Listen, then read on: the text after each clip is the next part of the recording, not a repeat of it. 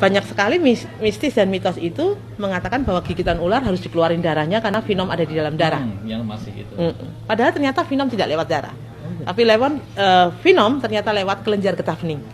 Sehingga semua cara kita dahulu, cross incisi, diikat, disedot, kemudian dikasih, itu yang lagi terkenal tuh, dikasih bawang merah, terus ada yang bilang dikasih garam.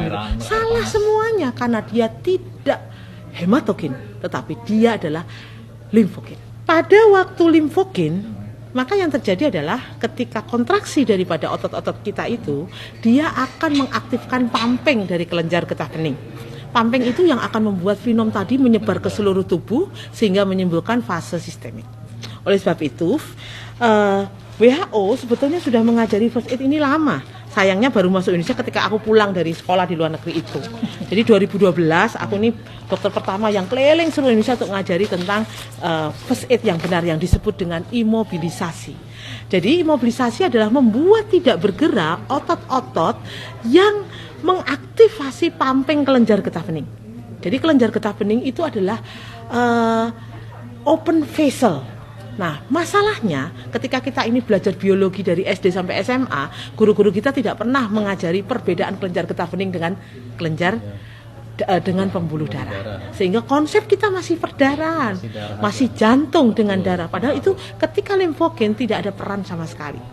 Zaman dulu dikatakan kalau digigit ular harus sejajar dengan jantung supaya jantungnya pompanya bagus. Nggak ada hubungannya sama sekali karena ini adalah menyangkut limfe, kelenjar limfe. Nah, jadi kita buat tidak bergerak dengan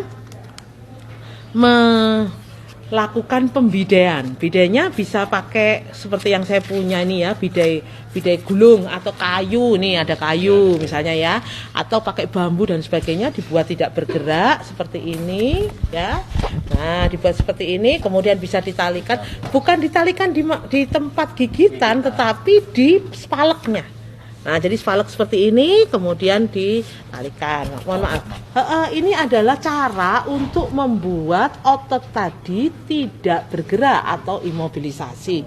Bedanya dengan yang patah tulang adalah kalau patah tulang dua sendi kan, tapi kalau gigitan ular ini adalah membuat imobilisasi untuk muscle, yaitu otot-otot rangka. Jadi dia dari ujung jari sampai ke persendian yang tidak bergerak. Persendian yang tidak bergerak kalau pada tangan ya lengan ini.